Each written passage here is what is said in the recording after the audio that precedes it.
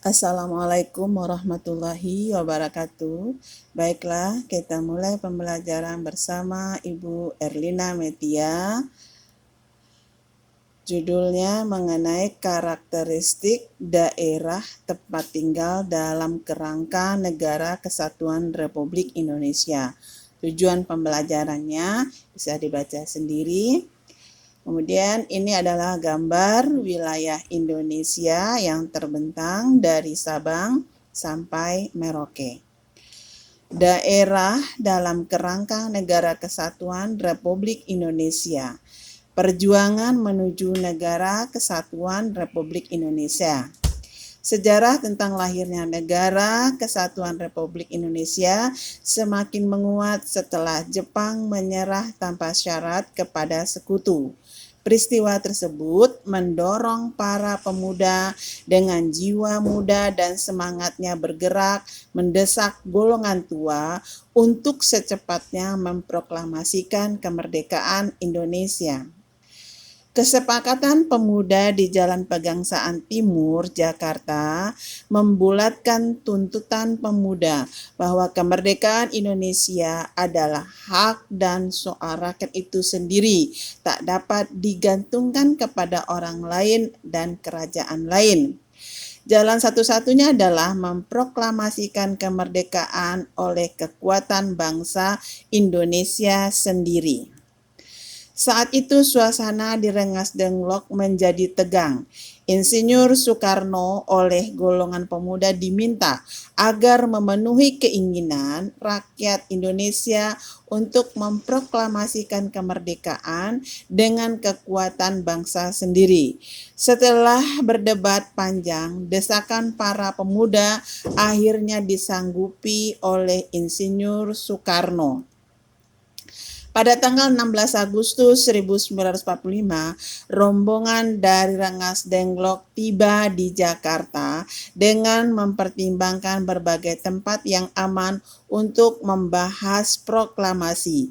Kemudian Insinyur Soekarno dengan para penyusun teks proklamasi lainnya menjadikan Rumah Laksamana Muda Maida sebagai tempat menyusun naskah proklamasi kemerdekaan Republik Indonesia.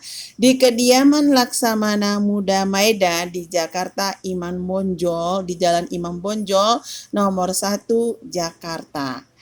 Teks proklamasi dirumuskan. Meskipun tidak mendapat persetujuan dari Jepang, Insinyur Soekarno dan Dr. Andes Muhammad Hatta segera merumuskan teks proklamasi dengan tulisan tangannya sendiri. Kemudian diubah menjadi Kami Bangsa Indonesia, dengan ini menyatakan kemerdekaan Indonesia yang berasal dari Ahmad Subarjo. Ini adalah bunyi teks proklamasi yang asli.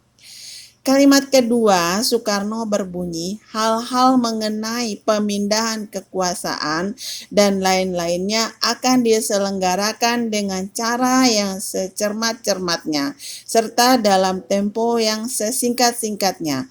Kedua kalimat itu kemudian digabung dan disempurnakan oleh Dr. Andes Muhammad Hatta sehingga berbunyi teks proklamasi yang kita miliki sekarang. Insinyur Soekarno kemudian meminta semua yang hadir menandatangani naskah proklamasi itu selaku wakil-wakil bangsa Indonesia. Namun Soekarni selaku salah satu pimpinan golongan pemuda mengusulkan agar Soekarno-Hatta menandatangani atas nama bangsa Indonesia. Selanjutnya Insinyur Soekarno meminta Sayuti Malik untuk mengetik naskah tersebut dengan beberapa perubahan yang telah disetujui. Ada 3 perubahan redaksi atas teks proklamasi. 1. Kata tempoh diganti dengan kata tempo. Wakil bangsa Indonesia diganti dengan atas nama bangsa Indonesia. Cara menuliskan tanggal Jakarta 17 bulan 8 05 diganti menjadi Jakarta hari 17 bulan 08 tahun 05.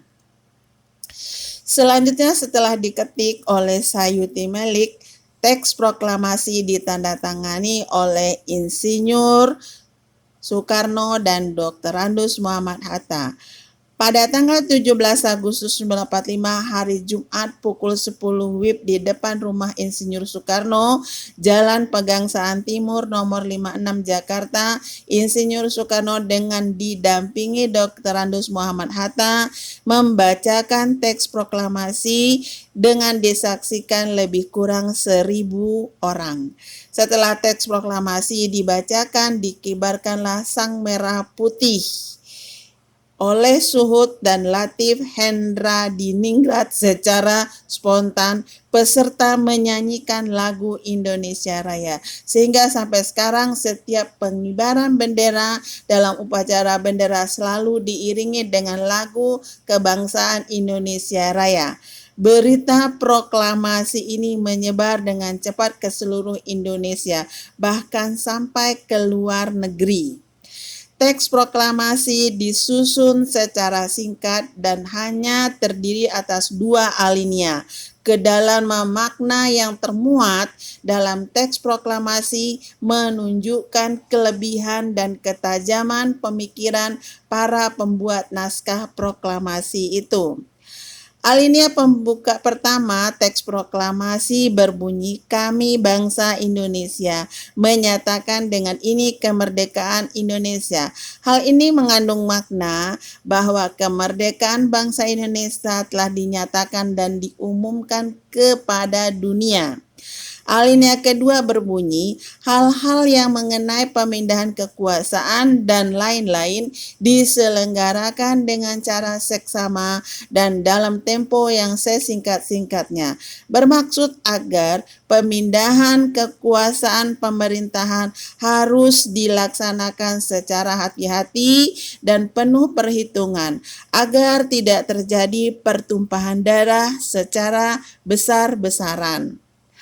Proklamasi kemerdekaan bagi bangsa Indonesia memiliki makna yang dapat kita telaah dari berbagai aspek kehidupan, aspek hukum, aspek historis, aspek sosiologis, aspek kultural, aspek politik, aspek spiritual. Pengertian daerah dalam kerangka Negara Kesatuan Republik Indonesia. Proklamasi kemerdekaan bangsa Indonesia merupakan awal dibentuknya Negara Kesatuan Republik Indonesia. Negara Indonesia yang diproklamasikan oleh para pendiri negara adalah negara kesatuan.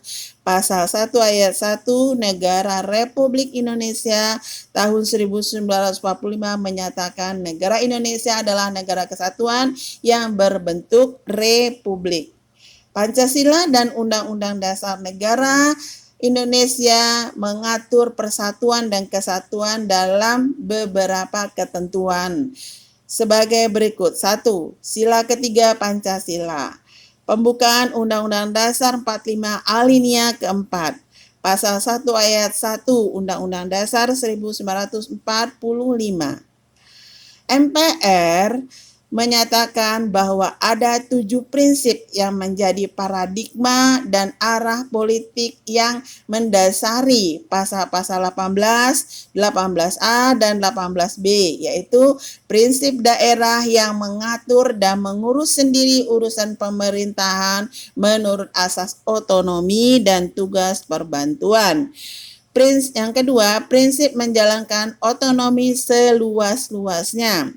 Yang ketiga, prinsip kekhususan dan keragaman daerah. Dan yang keempat, prinsip mengakui dan menghormati kesatuan masyarakat hukum adat beserta hak-hak tradisionalnya.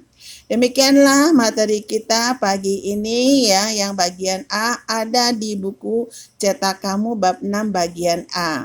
Tugas kamu bisa kamu lihat sendiri, ada 4 ya. Kamu cari jawabannya sesuai dengan PowerPoint yang Ibu kasih. Terima kasih. Wabillahi taufiq wal hidayah. Wassalamualaikum warahmatullahi wabarakatuh.